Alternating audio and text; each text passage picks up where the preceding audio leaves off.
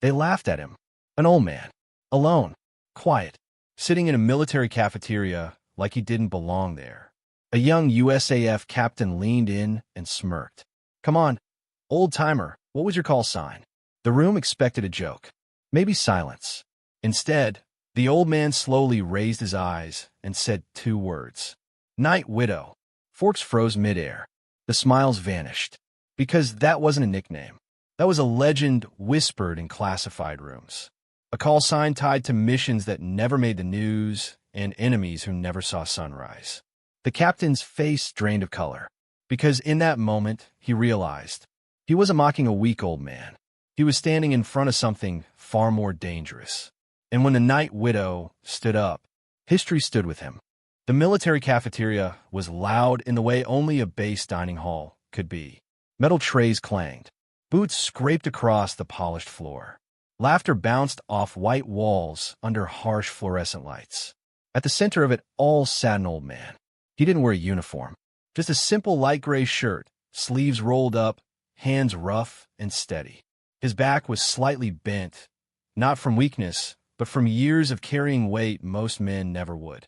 No one sat with him. Across the room, a group of young U.S. Air Force officers laughed loudly. Blue dress uniforms. Perfect haircuts. Clean hands.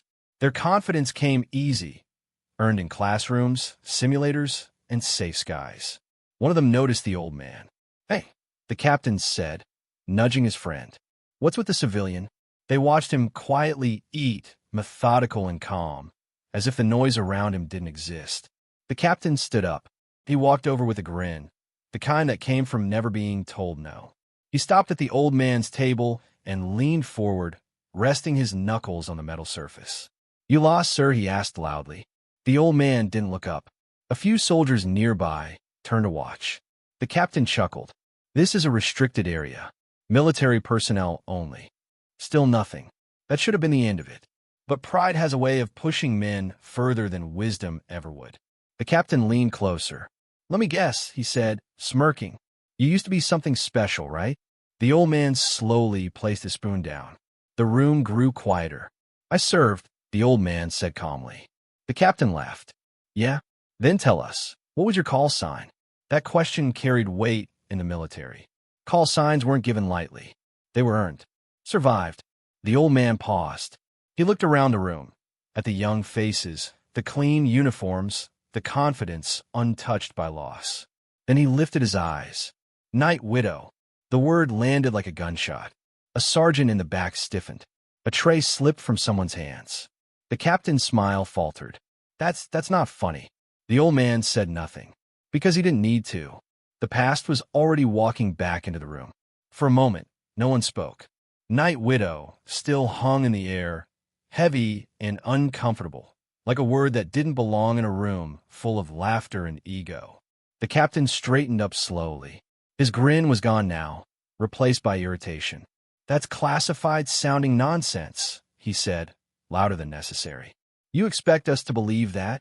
The old man finally met his eyes. There was no anger in them. No pride either. Just memory. Young man, he said quietly, I didn't come here to be believed. A senior master sergeant at the far table froze. His fork hovered inches above his tray. He had been around long enough to recognize the weight behind certain names. His jaw tightened. The captain noticed the reaction. You know him? He asked, turning. The sergeant didn't answer immediately. Instead, he stood. The room went still. With respect, sir, the sergeant said slowly, eyes fixed on the old man. That call sign was retired before most of us were born. Whispers rippled across the cafeteria. The captain scoffed. Retired? Call signs don't get retired. The sergeant swallowed. They do, when no one is allowed to earn them again. The old man lowered his gaze back to his tray, as if this conversation had already gone further than he wanted. The captain felt something unfamiliar crawl up his spine. Explain, he demanded. The sergeant took a breath. Night Widow was an unofficial designation. Deep black operations. Pre-digital era. Missions so sensitive they never hit records. Aircraft flew without tail numbers. Crews didn't exist on paper. The captain laughed nervously. You're saying this old guy. I'm saying, the sergeant interrupted, that the last time that name appeared in a briefing, entire rooms went silent. The old man pushed his tray away, untouched now. They used to say, he murmured, that if Night Widow flew, someone wasn't coming home. A chill moved through the room. The captain's confidence cracked, but pride still held. Stories, he said. War myths. The old man nodded. That's what we hoped you'd call them. He stood up slowly. Not dramatically, not defiantly, just carefully. His chair scraped against the floor, echoing louder than any shout. I flew when radar was guesswork, he continued. When night missions meant trusting shadows. When mistakes weren't corrected, they were buried. Every soldier watched now. I buried a lot, the old man said. No one laughed. The captain felt exposed. He glanced around, looking for support, but none came. The faces around him weren't mocking anymore. They were listening. You expect us to salute you? He snapped. For what? Stories from a different war? The old man's shoulders stiffened. I don't expect anything, he said. That was never part of the job. A lieutenant near the wall whispered, Sir, he has wings.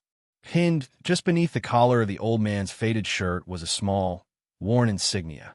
Almost invisible, almost forgotten. Flight wings. Not ceremonial. Combat-worn. The captain stepped closer, eyes narrowing. Those could be replicas. They're not, came a new voice. A colonel had entered the cafeteria without announcement. Silver hair, hard eyes, authority that didn't need introduction. The room snapped to attention. The colonel didn't look at the captain. He walked straight to the old man and saluted. A full, sharp salute. Gasps filled the room. The old man returned it, slowly, respectfully. I told him not to make a fuss, the old man said quietly. The colonel smiled faintly. You earned more than fuss. He turned to the captain. Captain, he said coldly, do you know why we teach humility? The captain shook his head, throat dry. Because history doesn't wear medals every day, the colonel said. Sometimes it eats quietly in a cafeteria. Silence crushed the room. The colonel continued. This man flew missions that changed the course of conflicts you study in books. He saved lives that never knew his name. And he carries ghosts so the rest of us can sleep.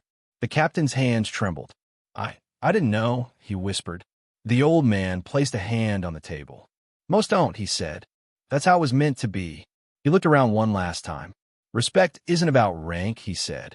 It's about remembering that someone paid the price before you asked the question. Then he picked up his tray and walked away. No one spoke, because legends don't announce themselves. They leave and let silence do the talking.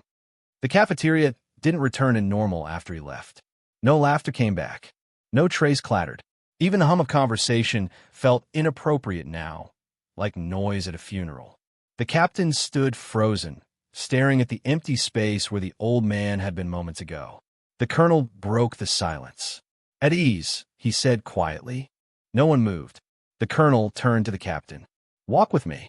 The captain obeyed, his steps stiff, his mind racing. As they reached the far end of the hall, the colonel stopped beside a wall lined with faded photographs. Unit histories, aircraft, missions long past. You see these? The colonel asked. Yes, sir. Most of the names aren't there, the colonel continued.